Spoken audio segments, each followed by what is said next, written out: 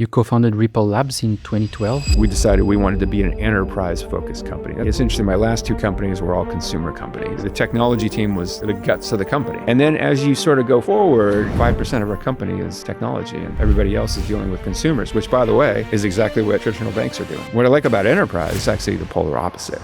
Chris Larsen, co-founder and executive chairman of Ripple. Advancing global payments with crypto. He's a fintech pioneer. And a prominent voice for privacy and transparency in the financial world. If you had to summarize what it is you do, what would you say? I'm solving problems. Any way I can help the team make sure that we have proper governance at the board level. Keep an eye out for interesting things going on in the world that might apply to us. But most of my work now is how can I bring solutions to the climate crisis? What happened in your life that made you hungry for success? It was anger that motivated me in the early days. Anger at the way my dad was treated. He was a super hard-working guy, but never seemed to be able to get ahead. He was always taken advantage of. That was a motivator for me. It's a great tool. You just have to sort of try to recognize it eventually. One of these things that made you angry is an old saying in finance: in confusion there is profit. Correct. That was something we lived by in the way we were trying to build finance online, is that you could have transparency. Because the old model, you didn't know your credit score back then. In confusion is profit. I'm confusing you about your credit worthiness so I can jack up your rate and make a ton of money. What's the day you can look back and say, with Ripple, we've made it?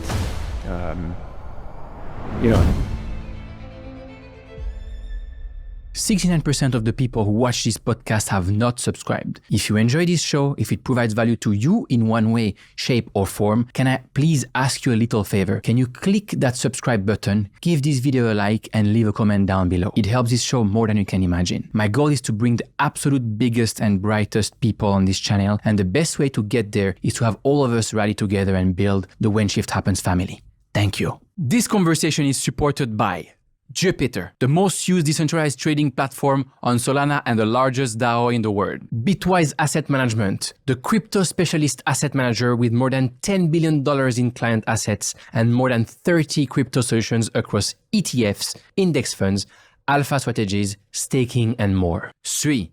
A scalable layer 1 blockchain that's fast, secure, and affordable, built by previous Facebook developers, and that delivers the benefits of Web3 with the ease of Web2. And Mental, an Ethereum layer 2 that built two products I particularly like: FBTC, which enables you to borrow and lend Bitcoin in DeFi, and METH or METH, one of the largest ETH liquid staking protocols in crypto. To support this show, please check the sponsors links in the description down below.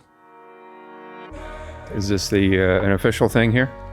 Yeah, it's a Pudgy Penguin. Are you aware of Pudgy Penguin? It's an NFT project, Lucanets. Okay. So they built an NFT project that has been doing pretty well, and Luca was a bunch of time on the podcast, and it's cute. Cool. It's wholesome. Makes absolutely makes the whole thing a bit less less serious. Who could hate a penguin, right? and people talk about it. How are you doing, Chris? Doing well, thank you. How about yourself? Amazing. As you said before, beautiful day in SF. It is, yeah. And how's Singapore doing? Singapore is always amazing. I mean, I'm biased, obviously, I live there. Yeah, we have an office there as well.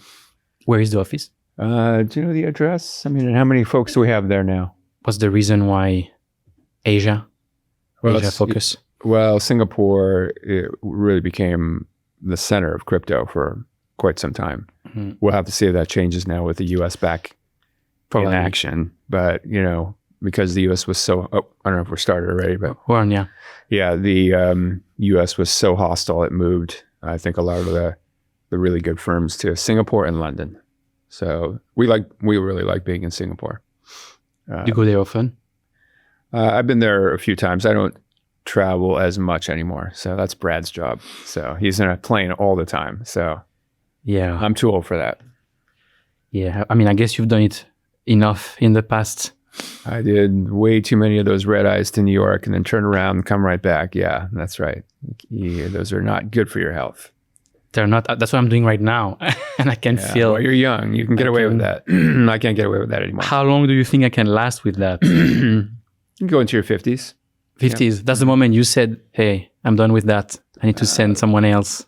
I think people kind of assume, investors assume this, you're sort of your most productive between 35 and, kind of your 50s, right? That 15-year. I'm not even there yet, so that's good. Good. I have 2 years left. And there you go. Until starting to be very productive. Yeah, that's good.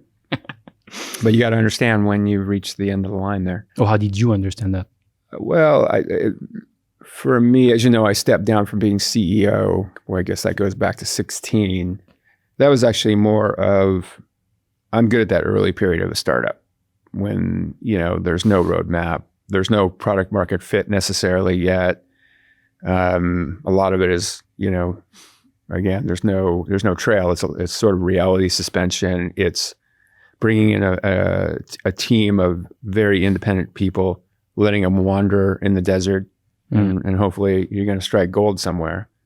But then eventually you do figure out what your purpose is and what your product market fit is.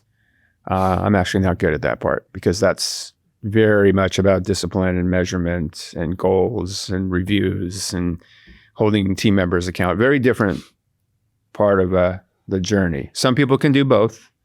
Maybe a Steve Jobs, maybe a Mark Zuckerberg. I'm not that person. So I'm good at that first part.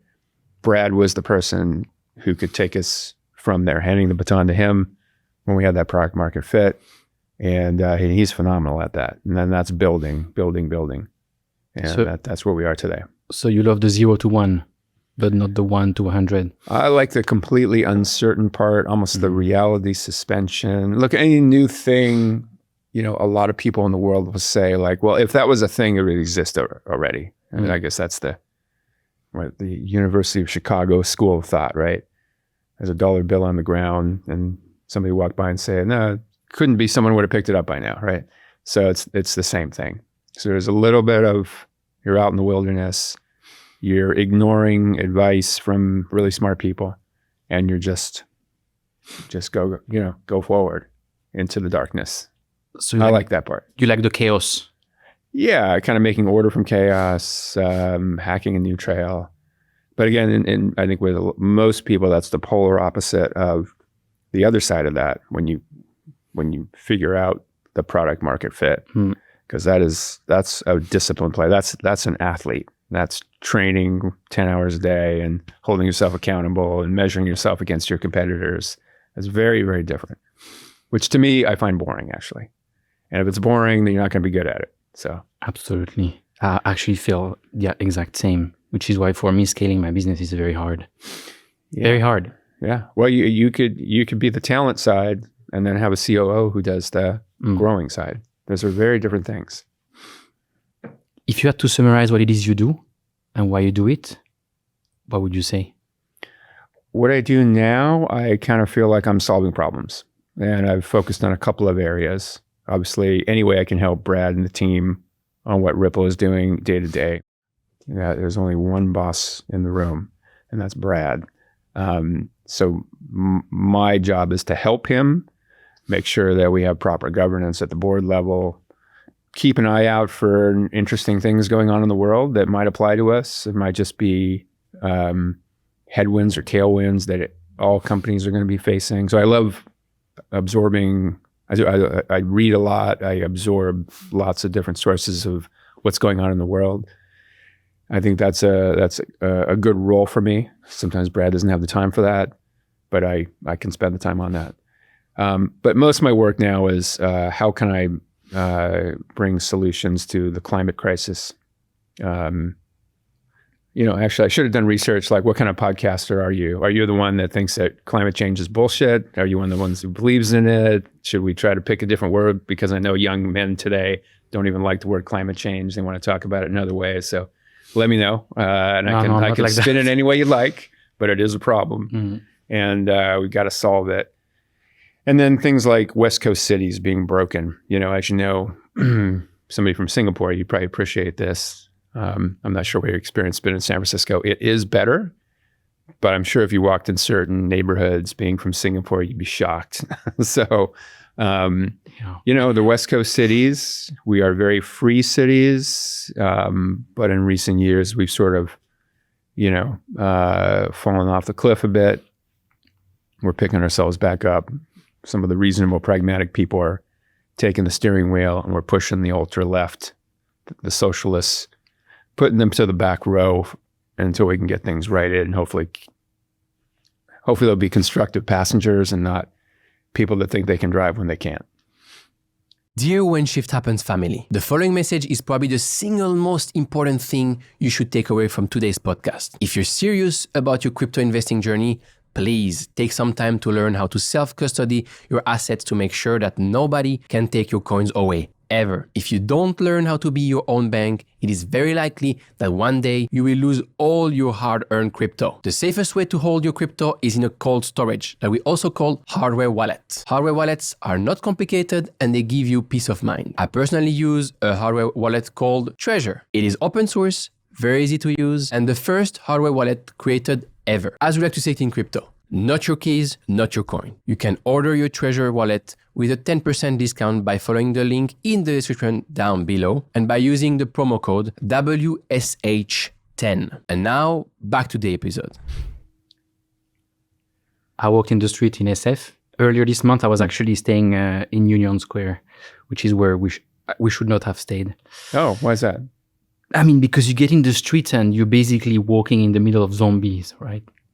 Homeless people, basically. And it's very... Did you see a lot of homeless people at Union Square?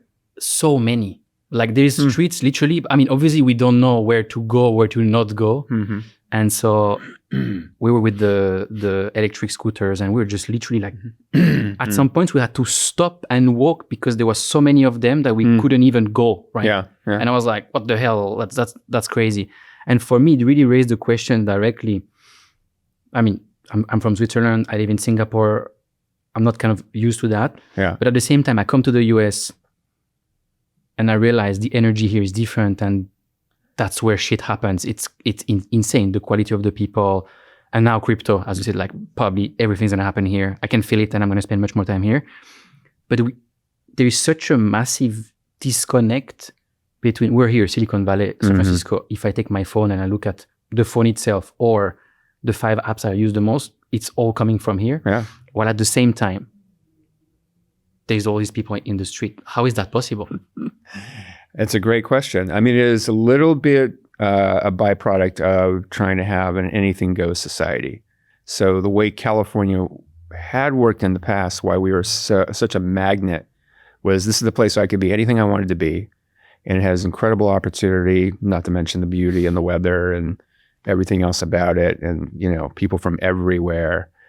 But in the last, I don't know when, I was born in San Francisco. I've been here for my whole life. Something went off the rails. I don't know if it's 10 years ago. It's not just COVID. And it was all political. Blame it on the Democratic Socialists. The fact that we even have a Democratic Socialist Party in America is kind of shocking. But they have sort of taken outsized influence in a couple of West Coast cities. LA's even worse, actually, if you go down there. And they sort of drove us off a cliff by, born of compassion, saying to the homeless people, look, we'll support you, but we're not going to sort of force you into treatment.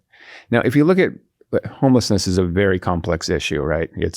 There's kind of 3 different things going on. It's economics because we haven't built enough housing.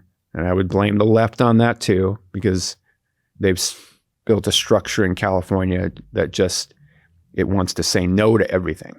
So they all know we need lower cost housing, yet they're blocking every single reasonable project you can imagine. That's what's going on for the last 10, 20 years. So there's something fundamentally wrong with that. There's a movement afoot to change that. There are laws being passed now to make it much easier to build in San Francisco and California. We got a lot more work to do there. There's this whole abundance movement. You probably heard Ezra Klein has written a book about it. That's catching a lot of fire now to move Dems and the left to this more pragmatic, like we were in the 60s. Let's get shit done. Let's just get to work and build housing. So, but that's been a real problem. So there's been an economic version of homelessness. That's actually pretty straightforward on what we got to do. The trickier ones are the drug crisis, because this is a culture that actually embraces freedom to take drugs. And in my mind, I would break this into 2 versions of, kind of healthy medicines. And I would say psychedelics fit that. And you'd be surprised how much psychedelics have infiltrated this culture up and down the spectrum. I mean, Elon Musk, for example, I think he's found in many ways enlightenment through that, right? Now you could argue you can make all kinds of argument about ELoan. Let's not get too lost there. But in my opinion, those are good medicines that actually help our creativity. And it's part of why this is a creativity machine out here. And that's powerful. Whereas I think in a lot of places in Asia, as we all know, you're going to end up in jail.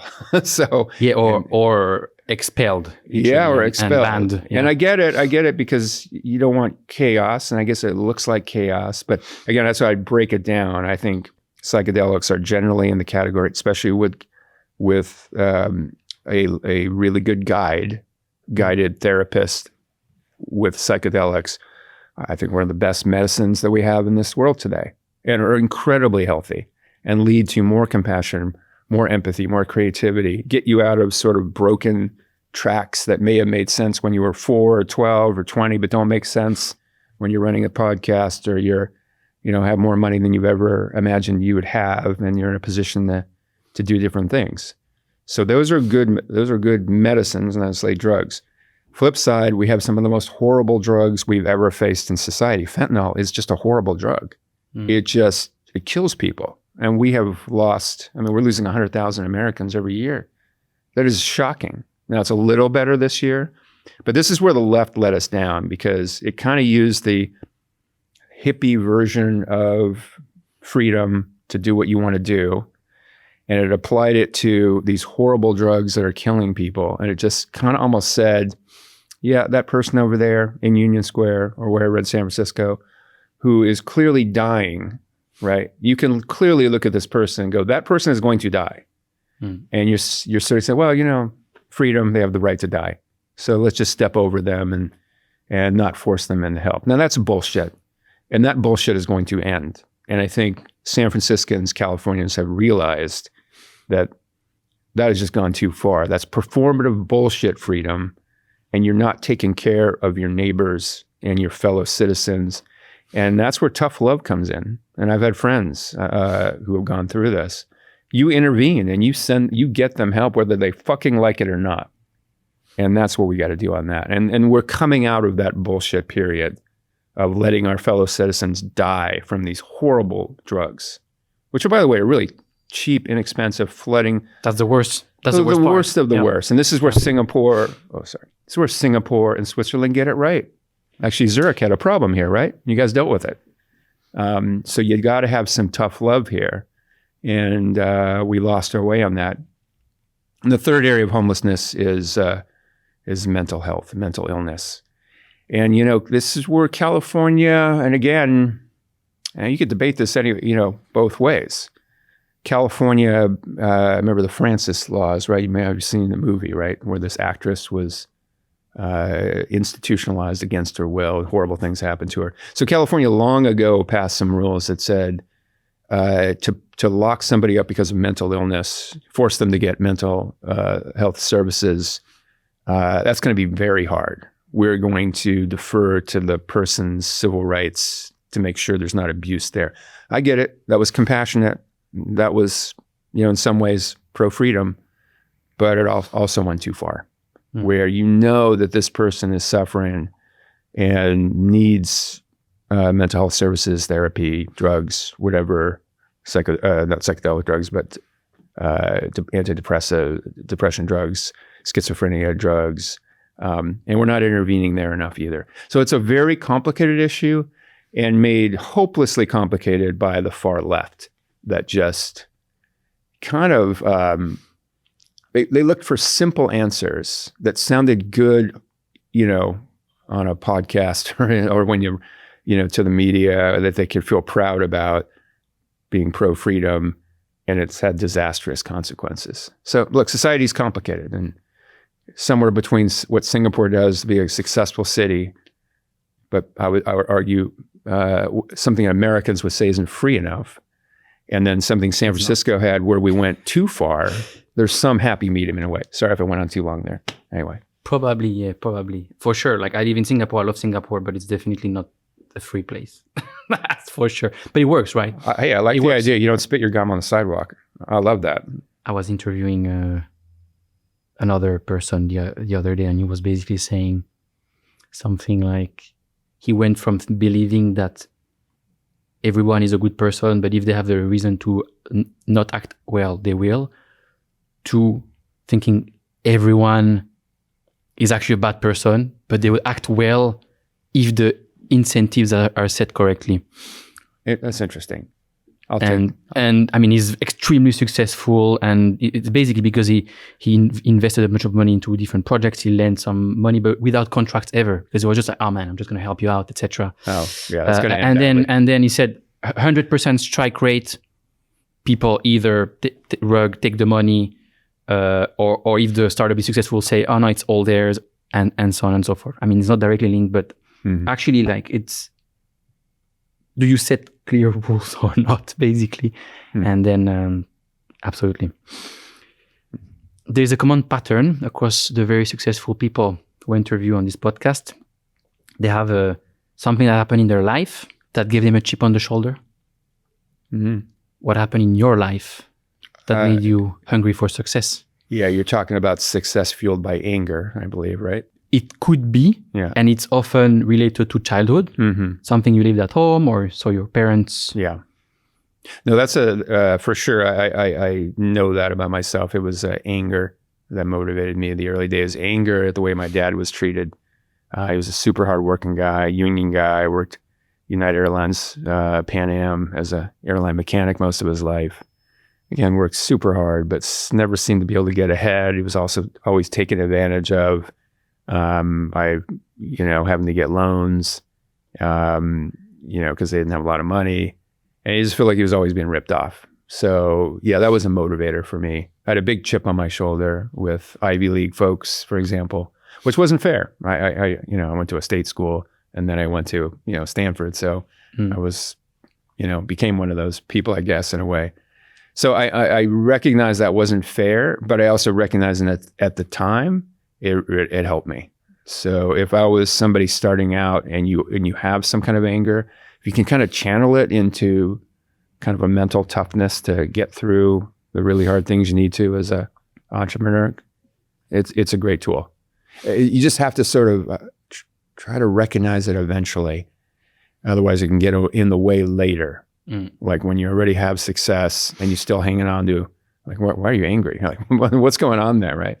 So I think, you need to change as your situation changes. It took me a long time to get to that point, but it was, again, a great motivator. How did you get to that point?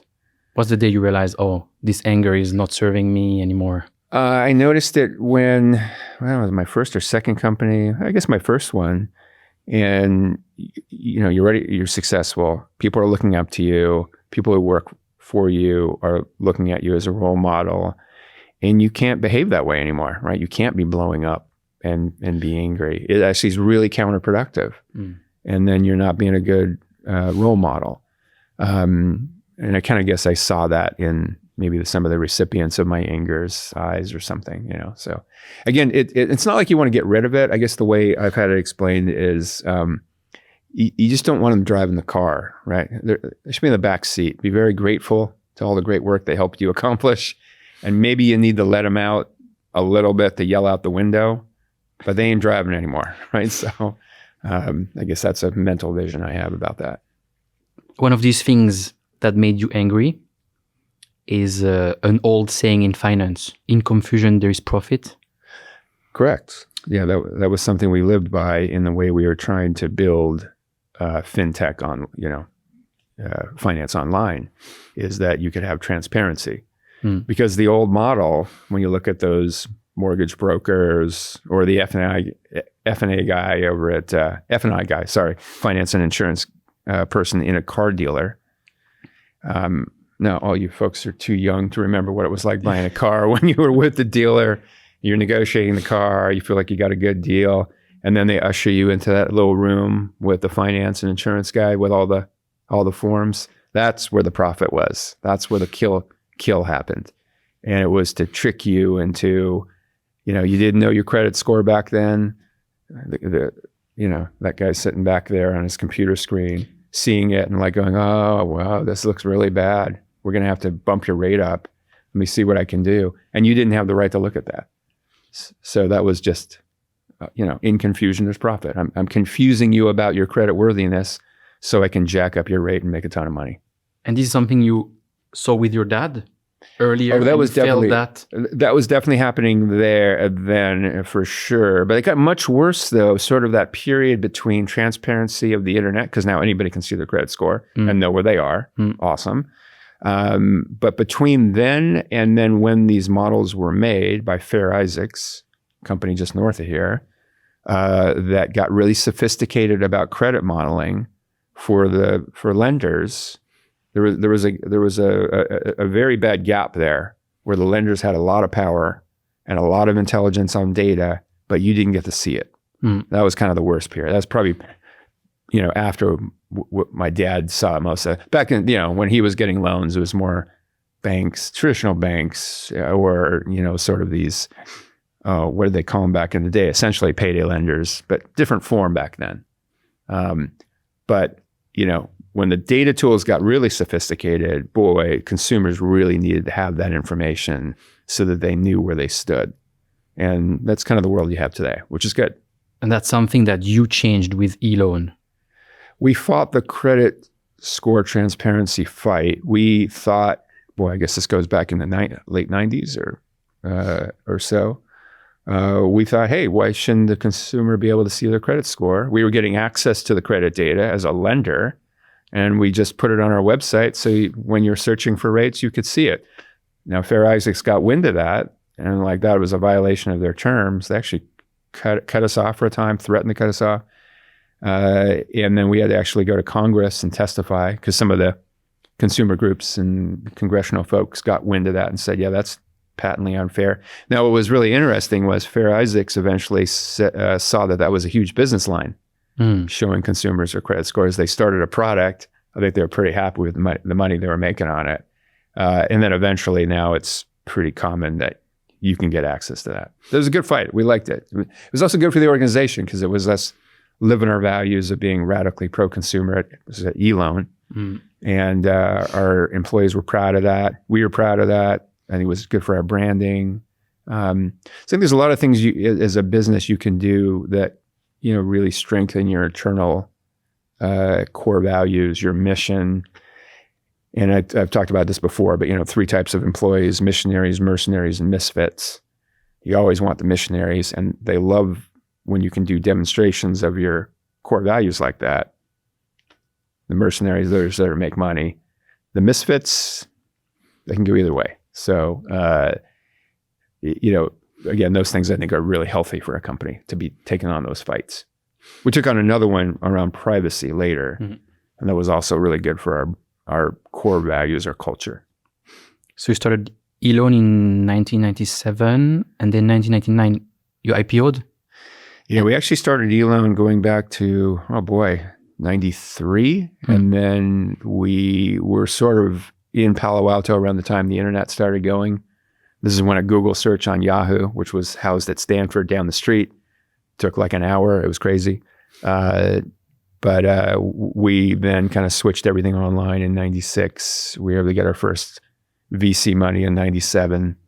And then we went public in 99. Very fascinating period of time. You surfed the dot-com wave and probably the crash too.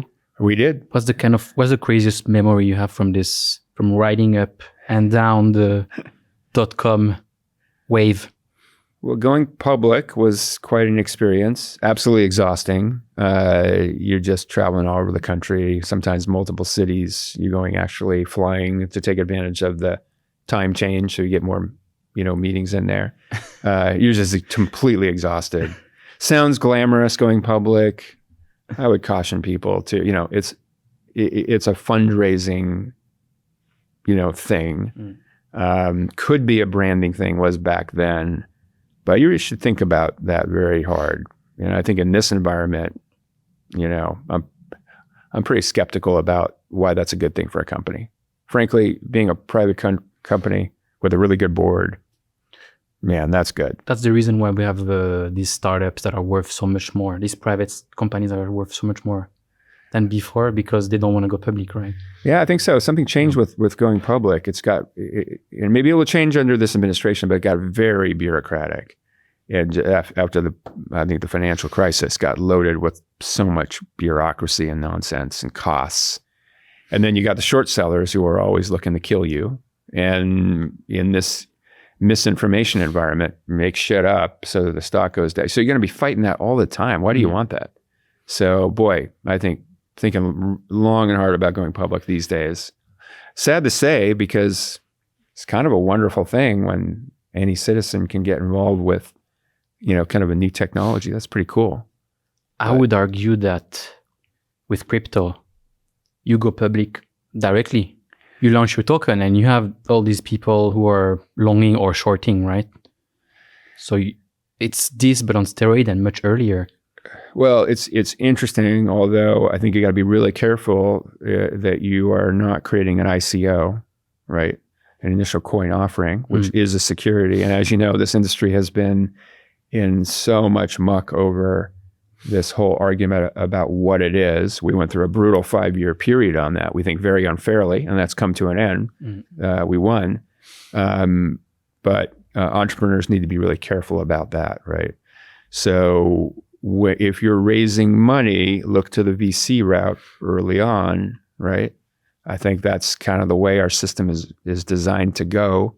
And then you stay clear of all of that, right? So you got to really try to separate, particularly in crypto, the creation of technology and then, how you do your fundraising, right? Those are very distinct things. And when they start getting mixed up, I think you start seeing trouble ahead, right? So you got to be really, really careful about that. How did you get so fascinated by the world of cryptocurrencies and the blockchain? So, weirdly, we talked about this, I remember, with one of our big Japanese investors, Kitao-san, who runs SBI in Japan, which is a phenomenal kind of fintech conglomerate. And boy, was this back in 2005, 2006. We were talking, he was, Japanese people have always been great currency traders and are always fascinated by this intersection between currencies and coupons, and fascinating, really, really absolutely amazing economy and society. Just love it there. But we had that discussion way back then. And I think we both kind of recognized this is going to happen. And again, that's not a novel thought. If you go back to 2000, during the dot-com boom, the first one, there was these models called beans and floors. They were sort of coupons with sort of an element of currency. And then even before that, you had some very localized currencies like Vermont dollars. I think Germany had a whole bunch of small ones for various communities. So this concept of a non-governmental currency has been around for a long time. And even government currencies really haven't been around that long. People don't realize, kind of even the US system, what is it, like 120 years old or something. So, like we look at Bitcoin, it's 15 years? It's a pretty big chunk of kind of how long fiat's been around. So we should just keep in mind, humans are just starting off on this journey. So the idea that this is somehow violating some key rule of, governments have control of this, I don't buy it at all. And I think it's played out that way. But that was, we kind of I think a lot of people knew this was going to happen. And then when Bitcoin came along, it was like, okay, that's it. And then, after a couple of years after that, there was a group of really, really smart people, way smarter than I, that I got together with. And basically they're trying to create a better Bitcoin, if you will. So a non-government online currency, but that didn't, burn a lot of electricity and was sort of faster and had more flow through. And, many entrepreneurs came, after that period. But the Bitcoin revolution was incredible. You co-founded Ripple Labs in 2012 with Jed McCaleb. That's right. What is Ripple, if you had to explain it to my mom? Well, what it was then is a little different than what it is now. And this goes back to that what we said about when you get product market fit. And again, for Ripple, as a company, we decided we wanted to be an enterprise-focused company. That's a really important distinction. And it's interesting. My last two companies were all consumer companies. And I kind of learned this, like a lot of people start off, especially young folks, starting consumer companies because that's kind of what they know. Like, what do I see every day? I see this penguin here on the desk. I see this water bottle. You're surrounded by consumer products, but kind of by definition. But what you don't realize is it's almost the consumer thing is almost like the surface of the ocean. And then you have this enterprise thing you sort of discover, and it's like everything below the ocean, and it's just massive. And not enough people focus on it, especially I think young people. That was a big lesson for me. So this is my third company in, and kind of discovered enterprise, and was like, I like that. And I would use the example of what happened with ELoan, right? We started off with a new technology, right? How to show, all the things going on with finance transparently, your credit score, for example, rates and all that. All the early stuff was coding and the website, and the technology team was the guts of the company.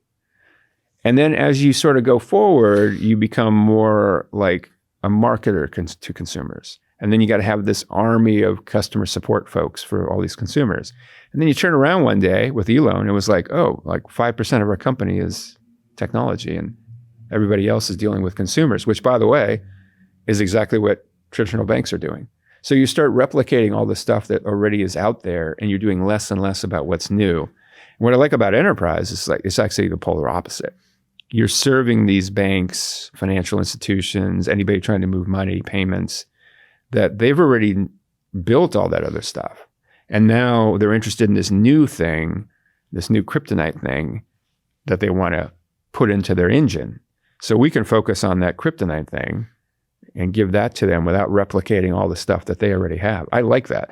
I kind of see it as like you can actually have more impact, reach more people with the new thing with that model. And I think you also get more defensible walls up because it takes a long time of building trust to get in those organizations because they don't want to risk their own brand versus just going right off the bat and building your new brand. Anyway. What's your biggest achievement with Ripple so far? Well, I think that we've earned the trust, of this world of enterprise, financial players and payment players and even treasury operations. And that takes a lot of work. Like, I mean, you kind of look at it, I think we're in a pretty remarkable place in a very, very big industry that, it takes a lot of work and consistency to get that position. So I love that we've succeeded in the position that we're in. And I love the culture that we have, which is, and, hats off to Brad for continuing the, really staying pure to the culture. We have just some amazing, dedicated people that are working every single day with the right, core values in their heart to make a positive impact on the world. It is not easy to do. It's very, very hard to do. And I love where we are right now. On Brad, that you said before, he's the one taking all these planes, right? Yes. I borrowed the question from our common friend, Alexis Sirkia, who made this happen today. Shout out to Alexis. Yes, you're sending your CEO, Brad Garlinghouse, to have dinners with President Trump. If you send your CEO to have dinner with the president, who do you have dinner with? Who do I have dinner with? Well, hopefully I'm having dinner with my family. So part of me stepping down is, look, I'm at the age where, again, I'm a little less productive. I would say, again, there's that period of time, maybe 35 through the end of your 50s, you're most productive. So you got to recognize that. But also I have younger kids and I want to hang on to every single moment with them. So, I'm not just saying that. I rarely travel now unless it's sort of family travel. And that is awesome. That is an awesome place to be. I feel it. I hope I can get there as quickly as possible, but not today. What's the biggest problem with Ripple today? Biggest problem? Well, I think when businesses get bigger, and look, especially in finance where, this is a very complicated business, right? It's technology, it's compliance and it's capital markets, right? Those are very complicated things going on. Very much more complicated than, kind of a pure search company that's really mostly technology, right? So how do you have those domain experts, because they all work on different timelines, and still get, I'm going to have to use it, get shit done, right? How do you move quickly? But you can't break things in finance. You can't just say, well, let's just build that thing and, we'll worry about the, New York's Department of Financial Services later. No, you can't do that. Or we'll move to Singapore and, we won't get a license there. We'll just build this, that, or the other thing, and we'll worry about it. We'll apologize later. You can't do that. So we've spent a ton of time, all around the world on licensing, on compliance, and relationships with the regulators. Because let's face it, most regulators, rightly so, should be very skeptical of this industry. It started off on the wrong foot, talking about all kinds of bullshit about how they're going to, blow up governments and kill central banks, and not literally blow up, but I mean, it was the rhetoric was so toxic. The industry did a lot of damage in those early years. So spending a lot of time on the compliance and the relationship part, critically important. But how do you compete, right? And that is the worst thing in finance, and particularly in consumer credit, by the way, was competing against a reckless competitor. Because in credit, by the way, this is why I hate credit. Just be honest with you. I'll never go back into that fucking business again, right? Because you are, some newbie comes on the scene and they got some killer rate, and sure, they're going to get a ton of business, but you're not going to find out that it's going to blow up for another probably year, 2, 3. So what do? You got to stay focused on the consumer coming in, but also making sure that you're pricing it so that you're not going to be blowing up in 2 or 3 years. It is very, very hard. And then add insult to injury, you got some VC who's saying, why aren't you growing as fast as that guy? Oh, because they're reckless. Oh, really? No, I want you to grow and go, this is a problem. That's what happened 2 or 3 years ago with the crypto lenders, actually. That's right. And I had most of them on this podcast, the one that blew up, the one that didn't. And actually some of that didn't. They actually said, it's because we raised money from the community and not from the VCs that we didn't blow up. Yeah. Because otherwise we would have been pushed to increase our rates and offer competitive rates like the other reckless competitors, and it would have killed the entire business. It's a huge problem. This is why I think VC-led consumer models typically do not work. They have to be slow and steady. You jump off a building, the first few seconds are awesome, okay, right? But it's not going to end well. And this is a huge problem in the credit business. So yeah, you got to be really cautious or very patient. You have to be an incredibly patient person to grow credit. Doesn't mean you can't do it, but boy, that takes a lot of discipline. Yeah. What's a day you can look back and say, with Ripple, that's it, we've made it? Well, I don't think you ever want to do that. Yeah, you never want to have the "we have arrived" syndrome. That's kind of not okay in Silicon Valley for good reason. So I think you always want to, and look, the interesting thing about startups is that the founders are all alive, while the company's going through all these plans. All the tech companies today are still at that point. You need to be thinking about, kind of the next generation, right? How do you become a great American company that all the founders have passed away long ago, and it's now being run by the second generation, third generation, fourth generation with the same core values? So kind of be thinking about that. It's neat how an organization can survive the founders and live on. It's kind of a cool thing. So more and more as I get older, I think about things like that. You mentioned before, you said in the beginning we wanted to launch a better Bitcoin. What is XRP? Explained simply. Well, XRP is another cryptocurrency, right? It was created before, Ripple.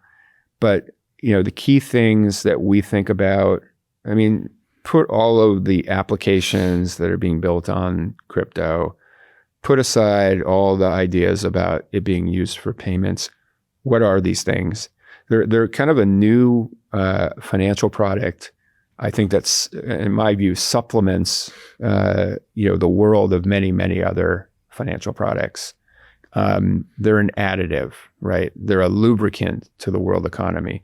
So in some ways, a lot of the industry gets a little carried away with the rhetoric about, oh my God, revolutionizing everything.